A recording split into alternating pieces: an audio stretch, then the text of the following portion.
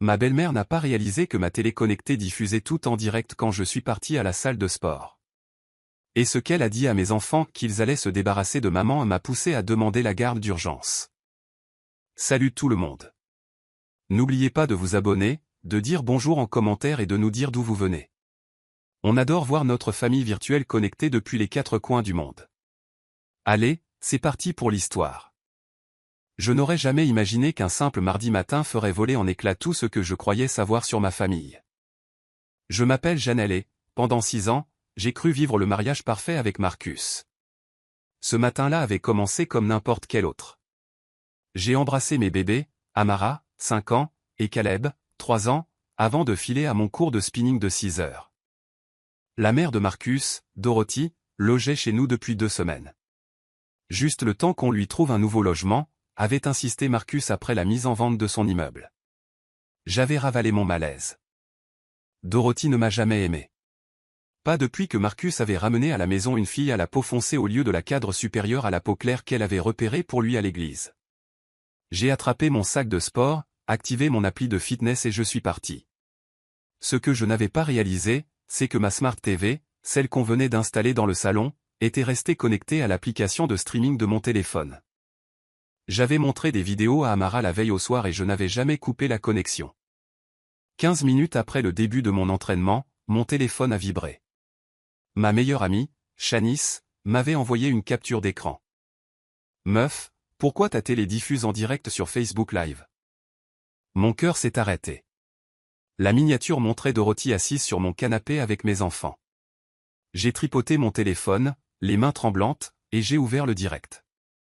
La voix de Dorothy résonnait, claire comme de l'eau de roche. Écoutez mamie, les bébés. Maman n'est pas celle que vous croyez. La petite voix de Caleb a demandé, elle est où maman? Dorothy a souri, un sourire froid et calculateur. C'est justement de ça que mamie doit vous parler. On va bientôt se débarrasser de maman. J'ai arrêté de pédaler. Tout s'est arrêté. Mes doigts tremblaient alors que je lançais l'enregistrement de l'écran. Dorothy a continué, d'une voix mielleuse à en donner la nausée, en serrant mes bébés contre elle sur le canapé. Votre papa n'aime plus maman. Mamie lui a trouvé une nouvelle maman, bien meilleure. Une maman plus jolie qui va à notre église. La voix d'Amara s'est brisée. Mais moi j'aime ma maman. Oh, mon cœur, a roucoulé Dorothy en caressant les tresses d'Amara, celle que j'avais passé 2 heures à faire dimanche soir. Cette nouvelle maman vous aimera mieux. Elle vous apprendra les bonnes manières.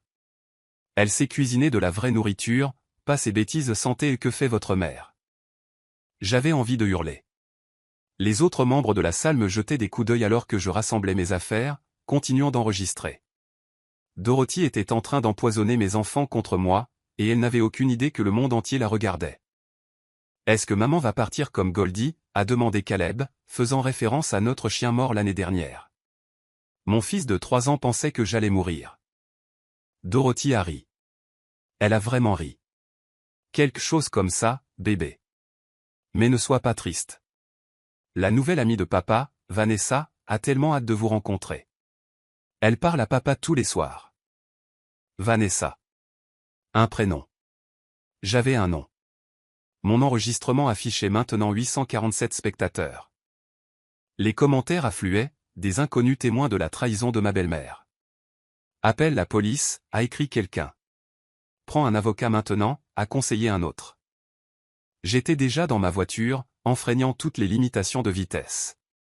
Mon téléphone a sonné. Shanice. Janelle, n'entre pas là-dedans en hurlant. Enregistre tout. On a besoin de preuves.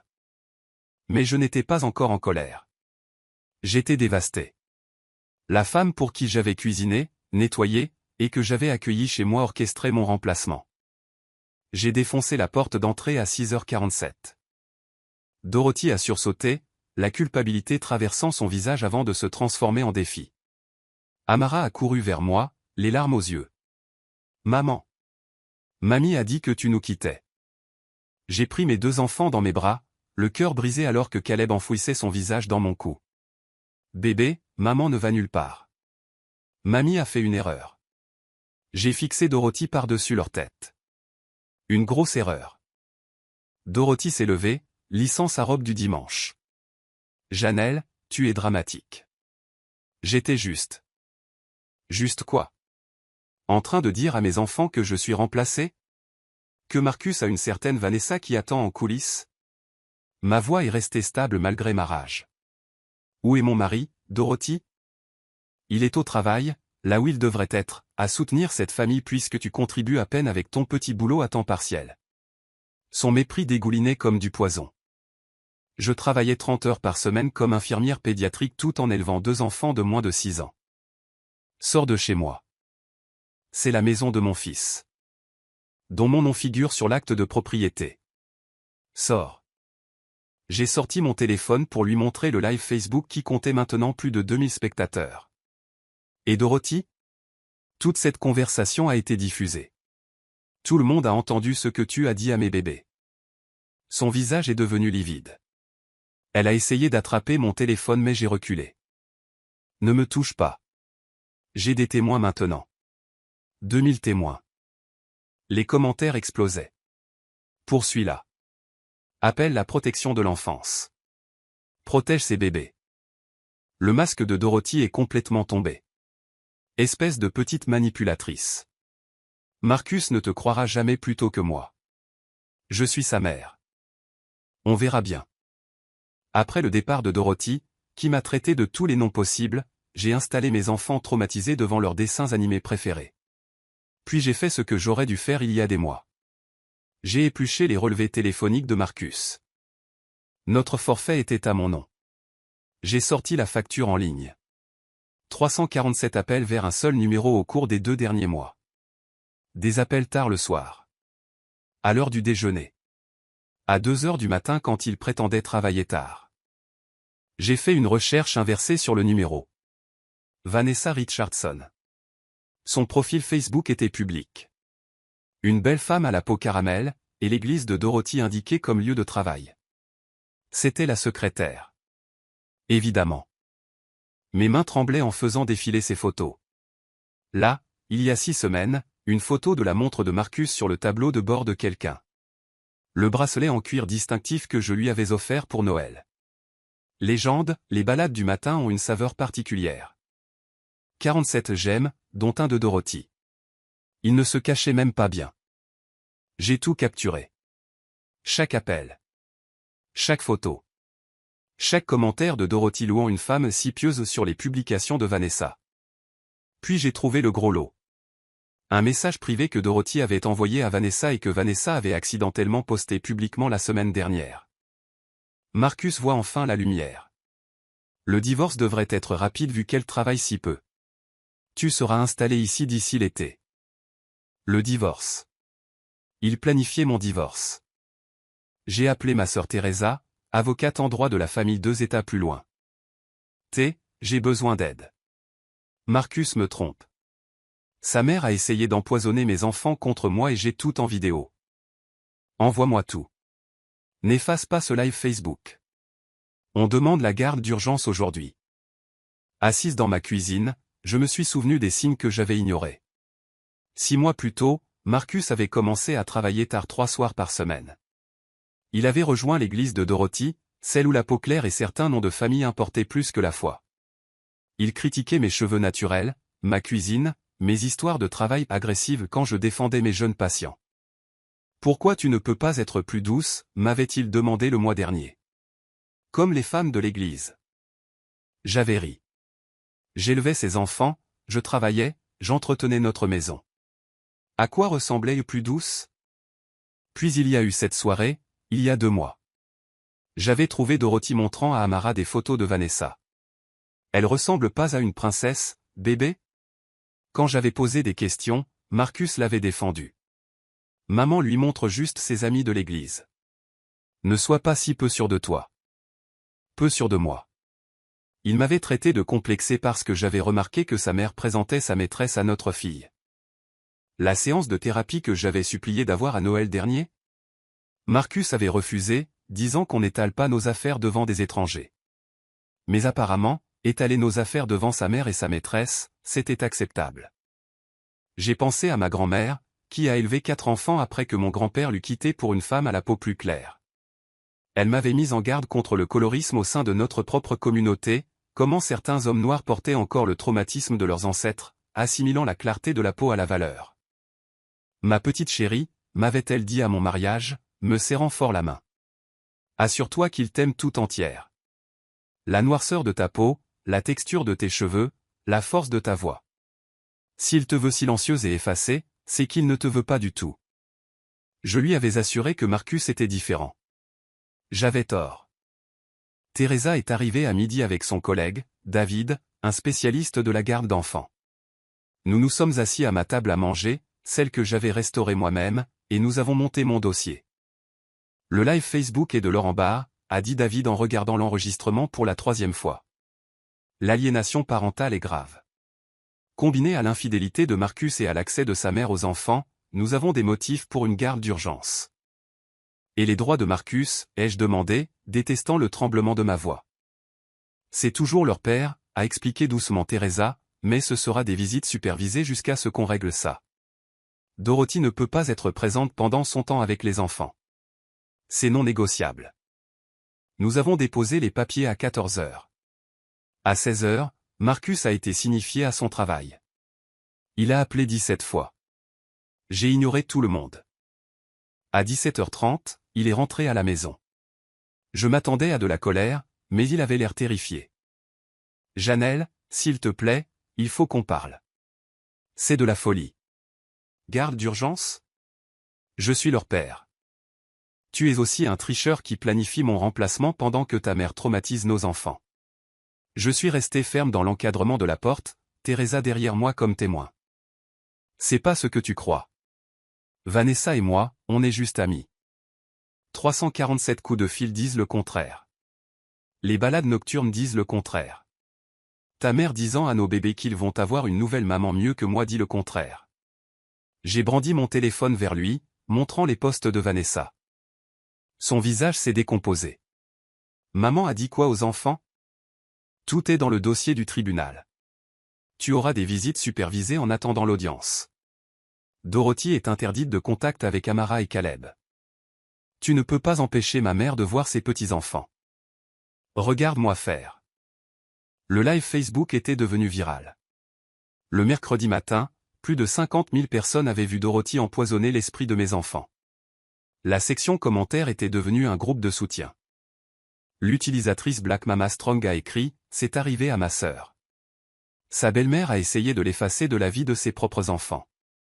Sois forte, sœurette. Un autre commentaire, Attorney Advice, a posté « Documentez tout. C'est un cas d'école d'aliénation parentale. Vous faites ce qu'il faut. » Mais tout le monde ne me soutenait pas. Les amis d'église de Dorothy ont inondé ma page personnelle. Jézabel m'a appelé une femme, privé un homme de sa mère. Une autre a écrit, peut-être que s'il avait été plus soumis, il ne serait pas allé voir ailleurs. Toute cette politique de respectabilité me donnait la nausée. Puis mon téléphone a sonné, une chaîne d'information locale. Madame Janelle, nous aimerions vous interviewer sur l'aliénation parentale dans la communauté noire. C'est une conversation que nous devons avoir. J'ai refusé. Ce n'était pas une question de publicité. C'était pour protéger mes bébés. Mais Shanice avait d'autres idées. Meuf, raconte ton histoire. Combien de femmes noires restent silencieuses pendant que leur belle famille les détruit? Combien acceptent le manque de respect parce qu'on nous apprend à maintenir la famille unie à tout prix? Elle avait raison. Cet après-midi-là, j'ai rappelé la chaîne. L'interview a été diffusée vendredi. J'ai parlé du colorisme, des femmes qui rabaissent d'autres femmes, du mythe de l'épouse soumise. J'ai montré les formulaires d'admission en thérapie d'Amara. Ma fille de 5 ans faisait maintenant des cauchemars où je disparaissais. La réponse a été bouleversante. Des femmes ont partagé leurs histoires. Une ligne d'assistance a reçu des centaines d'appels concernant la maltraitance par la belle famille. Marcus a regardé depuis la maison de sa mère où il avait emménagé. Il a appelé une fois. Tu as fait de nous un spectacle. Non, Marcus. C'est ta mère qui a fait ça. Toi, tu as juste aidé. L'audience pour la garde d'urgence a été brutale. L'avocat de Marcus m'a dépeinte comme vindicative, utilisant mes publications sur les réseaux sociaux comme preuve d'instabilité émotionnelle. Madame Janel a posté 47 fois en 3 jours sur cet incident, a plaidé son avocat. Cela montre quelqu'un de déséquilibré. Teresa s'est levée. Ou quelqu'un qui gère un traumatisme publiquement après l'infidélité de son mari et la violence psychologique de sa mère sur ses enfants. Le live Facebook n'a pas été posté par ma cliente. C'était un flux accidentel que Dorothy elle-même a créé en parlant malicieusement devant une caméra active. La juge, une femme noire dans la soixantaine, a regardé l'enregistrement complet de 10 minutes. Son expression n'a jamais changé, mais j'ai vu sa main se crisper quand Dorothy a ri en disant que j'allais partir comme Goldie. Madame Dorothy Richardson, a dit la juge Williams, il vous est par la présente interdit tout contact non supervisé avec Amara et Caleb en attendant une évaluation plus approfondie. Vos déclarations constituent une aliénation parentale claire. Dorothy a halté. Marcus lui a saisi le bras alors qu'elle commençait à se lever. Monsieur Marcus Richardson, visite supervisée uniquement. Vous suivrez une thérapie coparentale et individuelle. De plus, Vanessa Richardson, la juge a jeté un coup d'œil au papier devant elle, ne doit être présente pendant aucune période de visite. Votre honneur, a objecté l'avocat de Marcus, Vanessa Richardson n'est pas partie à cette affaire. Elle l'est maintenant. Les dossiers montrent qu'elle a été impliquée dans la planification de la dissolution de ce mariage alors que M. Richardson cohabitait encore avec sa femme. Elle représente un élément instable. J'ai senti Teresa me serrer la main. On gagnait. Mais le visage de Marcus était passé de la peur à la fureur. C'est là que j'ai réalisé que je n'avais jamais vraiment vu mon mari en colère auparavant. Et ça m'a terrifié. 3 jours après l'audience, Marcus a violé l'ordonnance de garde. Il a récupéré Amara à la maternelle, prétextant une urgence. Dorothy était soi-disant à l'hôpital. Elle ne l'était pas. Ils ont emmené ma fille à l'appartement de Vanessa. L'école m'a appelé à 14h47. Miss Janel, on est vraiment désolé. Il est sur la liste autorisée, on ne savait pas. J'ai appelé le 911 en courant vers ma voiture. Mon mari a violé une ordonnance de garde et détient ma fille de 5 ans. La police les a trouvés en moins d'1 heure. Amara était assise sur le canapé de Vanessa, Dorothy lui tressait les cheveux pendant que Marcus regardait le football. Comme une famille heureuse. Comme si je n'existais pas. Elle a besoin de connaître Vanessa, a dit Marcus aux officiers. C'est ridicule. Elle va être sa belle-mère. Vous êtes toujours marié, a dit l'officier Jenkins en me rendant Amara. Et vous avez violé une ordonnance du tribunal. C'est un outrage, monsieur Richardson. Amara a sangloté tout le trajet du retour. Mamie a dit que tu essaies d'éloigner papa. Elle a dit que tu es méchante et que tu mens. Mon bébé, ma douce fille qui pensait autrefois que j'avais accroché la lune. Bébé, papa a enfreint une règle. Une juge, c'est comme une maîtresse d'école mais pour les grandes personnes, a dit que papa ne pouvait te voir qu'à des moments spéciaux. Il a cassé cette règle. Mais pourquoi ? Comment expliquer à une enfant de 5 ans que son père a choisi sa maîtresse plutôt que de respecter la loi ? Que l'amour de sa grand-mère venait avec des conditions que je ne pouvais pas remplir ? Cette nuit-là, j'ai tenu Amara jusqu'à ce qu'elle s'endorme, son petit poing serrant mon t-shirt. Caleb a dormi dans mon lit aussi, effrayé que je parte s'il ne pouvait pas me voir. Marcus a été inculpé pour atteinte à l'exercice de l'autorité parentale. Son avocat a appelé ça un malentendu. Le juge a appelé ça 7 jours de prison. Pendant que Marcus purgeait sa peine, Dorothy a montré son vrai visage. Elle a créé une cagnotte GoFundMe intitulée « Aider Marcus à combattre de fausses allégations ». La description me peignait comme une femme vengeresse qui utilisait les enfants comme une arme. Elle a récolté $18 000 en 3 jours. Elle a utilisé l'argent pour engager un détective privé. Il me suivait partout, à l'épicerie, au parc avec mes enfants, même à mes rendez-vous de thérapie. Je lui faisais signe, m'assurant qu'il avait des photos claires de moi étant une bonne mère. Puis sont arrivés les colis. Quelqu'un a envoyé un signalement anonyme à la protection de l'enfance, CPS, affirmant que je laissais mes enfants sans surveillance et que je prenais de la drogue. L'assistante sociale est arrivée à l'improviste, trouvant une maison impeccable, des enfants bien nourris et aucune preuve de négligence. Entre vous et moi, a chuchoté l'assistante sociale, une femme noire plus âgée nommée Madame Patterson, on reçoit ses appels pendant les batailles pour la garde. Documentez tout. Le même jour, ma superviseure à l'hôpital m'a convoqué. Janel, quelqu'un a déposé une plainte auprès du Conseil de l'ordre. Ils prétendent que tu étais ivre au travail. Je n'avais jamais bu une goutte d'alcool de ma vie. C'est faux, a continué ma superviseure. Nous avons la surveillance vidéo pour le prouver. Mais tu dois savoir que quelqu'un essaie de détruire ta carrière. Cette nuit-là, Shanice a trouvé la preuve irréfutable. Dorothy avait posté dans un groupe Facebook privé « Comment faire pour que les services sociaux retirent mes petits-enfants à leur mère inapte ? Elle les éloigne de leur père et les empoisonne contre notre famille. » Des dizaines de femmes ont répondu avec des tactiques. Faux signalement de drogue, plainte au travail, assassinat de caractère. Dorothy avait suivi leur manuel à la lettre.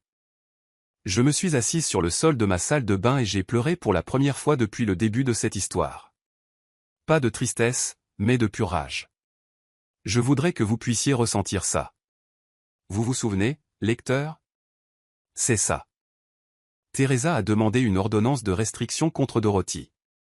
Nous avons présenté les messages du groupe Facebook, les images de surveillance du détective, le faux rapport aux services sociaux. Tout. Votre honneur, a plaidé Teresa, Madame Richardson est engagée dans une campagne systématique de harcèlement conçue pour briser ma cliente émotionnellement et professionnellement. Cela va au-delà de l'aliénation parentale. C'est de l'abus. La juge Williams a approuvé. Dorothy a reçu l'ordre de rester à 100 mètres de moi, de mes enfants, de mon lieu de travail et de ma maison. Elle a également été condamnée à payer mes frais juridiques. 23 000 $. Le visage de Dorothy dans ce tribunal est gravé dans ma mémoire. De la haine pure. Elle m'a pointé du doigt et a articulé sans bruit, ce n'est pas fini. Mais c'était fini.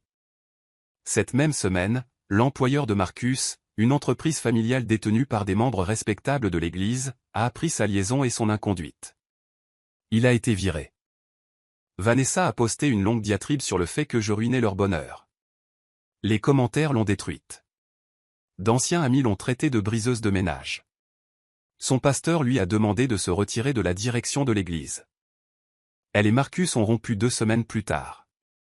Il m'a appelé en pleurant. Janelle, j'ai tout perdu. Mon travail, Vanessa, ma relation avec mes enfants. Est-ce qu'on peut parler ? Vraiment parler. Nous nous sommes rencontrés dans un café, terrain neutre. Marcus avait l'air brisé, 15 kilos en moins, les yeux cernés. J'avais tort, a-t-il dit. Surtout. Maman m'est entrée dans la tête, m'a dit que je méritais mieux, que tu me freinais. Je l'ai cru parce que c'était plus facile que de faire le travail. Le travail. Être un vrai mari. Un vrai père. Je suis devenu paresseux et au lieu de me corriger, je t'ai blâmé. Il a essuyé ses yeux. Peux-tu me pardonner ? Je le voulais. Une partie de moi aimait encore l'homme que j'avais épousé. Mais j'aimais mes enfants davantage. Non. Le divorce a pris 8 mois. Marcus s'est battu pour la garde partagée, se présentant comme un homme réformé. Il suivait une thérapie, avait rejoint un groupe de soutien pour hommes et avait complètement coupé les ponts avec Dorothy. Elle m'a manipulé, a-t-il témoigné. Ma mère m'a fait croire que ma femme n'était pas assez bien, et j'ai été assez faible pour l'écouter. La juge Williams n'a pas été émue. Monsieur Richardson, vous avez violé les ordonnances de garde, exposé vos enfants à votre maîtresse pendant les procédures judiciaires et permis à votre mère de leur nuire psychologiquement. Votre réhabilitation est admirable mais n'efface pas le traumatisme que vous avez causé. Garde, 80 à 20 en ma faveur.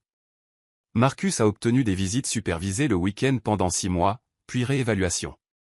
Pension alimentaire, 42% de son nouveau revenu. Il avait trouvé du travail comme responsable d'entrepôt, gagnant la moitié de son salaire précédent. La maison, à moi. J'avais payé la compte avec l'héritage de ma grand-mère. Marcus a signé l'acte sans contester. Dorothy n'était pas dans la salle d'audience pour le jugement final. Elle avait déménagé dans un autre état pour vivre avec sa sœur, incapable d'affronter la communauté après que tout soit devenu public. Mes enfants ont commencé une thérapie. Amara a cessé de faire des cauchemars après 3 mois. Caleb, résilié et jeune, a rebondi plus vite, bien qu'il demande encore parfois pourquoi papa et mamie ont été méchants avec maman. Je lui dis la vérité. Parfois, les gens font de mauvais choix qui blessent ceux qu'ils aiment.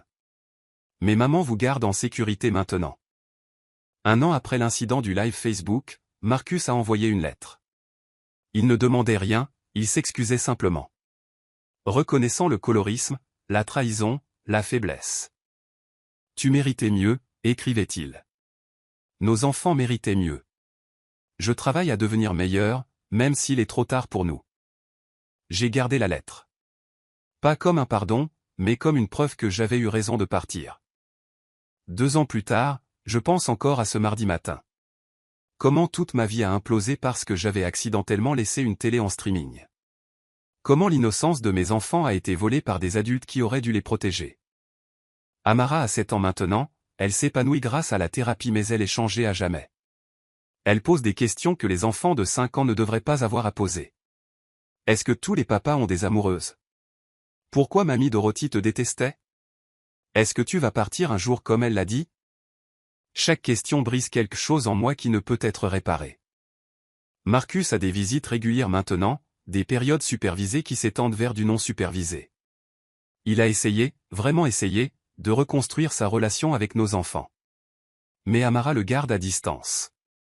Elle se souvient de tout.